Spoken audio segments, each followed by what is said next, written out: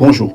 Aujourd'hui, on va brainstormer ensemble sur un petit secret caché des nombres premiers. Au-delà de 3, il y a un motif fascinant quand on le divise par 6 et on va essayer de dévoiler cela ensemble. Que vous soyez en 6e ou en terminale, vous allez voir qu'il y a quelque chose de surprenant mais parfaitement logique. Donc voilà le sujet.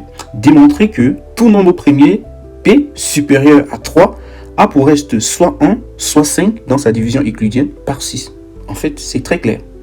Donc là, on veut dire que lorsqu'on prend un nombre premier, tel qu'il soit, en fait, si on prend un nombre premier, par exemple, si on prend 7, on le divise par 6, en fait, le reste, c'est soit 5, soit 1. Donc, ici, le reste, c'est 1.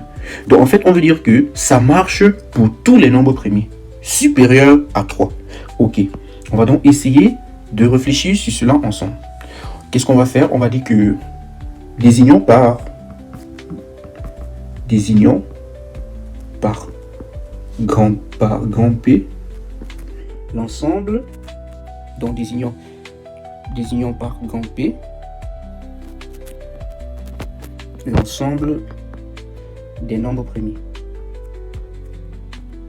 Désignons par grand P l'ensemble des nombres premiers. Ok, donc P, le petit P donc appartient à grand P et on sait que le nombre premier est supérieur à 3. Donc en fait, c'est juste une notion de... C'est juste pour noter quoi. Bon, là maintenant, on sait que si on prend un nombre premier P, on le divise par 6, quels sont les restes possibles? Parce que bon, faisons la division d'un nombre premier par 6.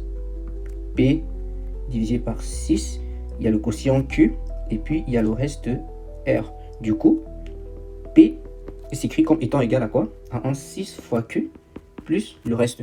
Oui. Donc P est égal à 6 fois Q plus le reste. Et le reste R ne peut prendre que des valeurs comprises entre 0, 1, 2, 3, 4 et 5. Voilà. Donc en fait, lorsqu'on divise un nombre par 6, les restes ne peuvent être que 0, 1, 2, 3, 4 et 5. Bon, évidemment, le reste ne peut pas être 6 parce que si le reste est 6, on refait la division. S'il est 7, on refait la division. Voilà. Logique quoi. Ok. Maintenant, on va essayer de voir que les restes ne peuvent être que 1 et 5 parce que l'énoncé dit bien que démontrer que tout nombre premier supérieur à 3 a pour reste soit 1 soit 5 dans sa division par 6. Ok, let's go.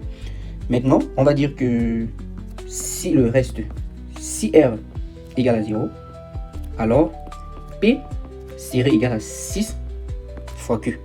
Ok, P serait égal à 6 fois Q parce que le reste c'est 0. Ce qui est absurde. Donc ce qui est absurde car P est premier. Donc car P est premier. Oui, P est premier. On se rappelle qu'un nombre est premier s'il n'est divisible que par lui-même et par 1. Donc s'il est égal à 1 6K, s'il est égal à 1 6 fois quelque chose, ça veut dire qu'il est multiple de 6. Donc il n'est plus premier. Donc en fait, si le reste est 0, ça contredit le fait que P soit premier. Du coup, on a éliminé le reste 0. Et maintenant, si le reste est 2, alors P serait égal à 6 fois Q plus 2, qui serait égal à 2 facteur de 3Q plus 1. Donc, en fait, P serait égal à K. Donc, P serait pair. Ce qui est absurde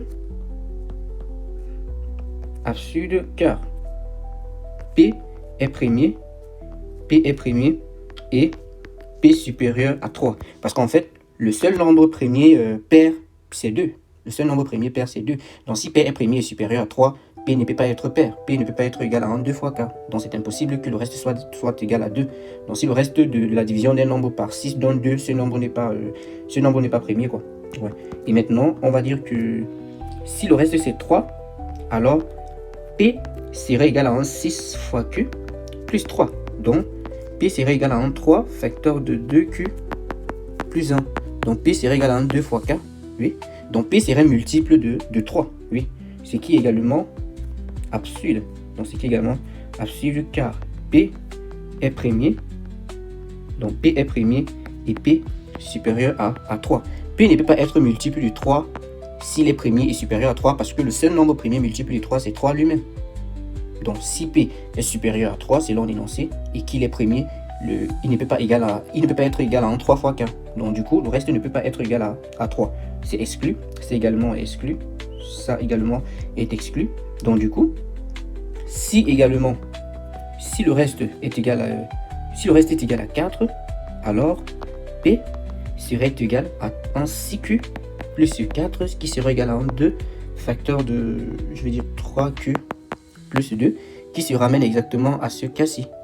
Donc, au cas que P soit pair. Donc, du coup, c'est également absurde parce que P est premier.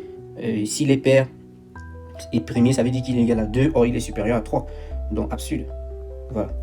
Donc, absurde. Donc, en fait, et puis, là également, on va donc dire que, en fait, si R est égal à 1, donc en fait, P serait égal à 6K plus 1, ce qui est plutôt logique. En fait, P, oui, P peut être premier et impair. 6K plus 1, c'est un nombre impair. P premier, impair, supérieur. Oui, on se rappelle que tout nombre premier supérieur à 2 est impair. Il n'y a pas de nombre premier supérieur à 2 qui soit pair. Donc c'est logique.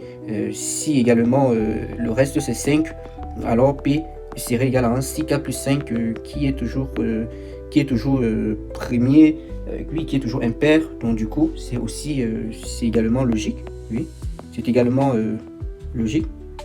Donc c'est également logique que ce soit comme ça, c'est possible.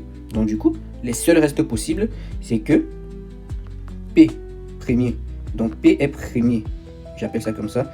P est premier et P supérieur à 3 si P est congru à 1 modulo 6 ou P congru à 5 modulo 6. Bon, là, ce sont les élèves du terminal qui vont dire congru à 6, mais nous qui ne faisons pas terminal, on peut simplement dire que de façon littérale, on peut dire que P est premier si genre P est premier et supérieur à 3 si le reste de la division par 6 est soit 1 soit 5.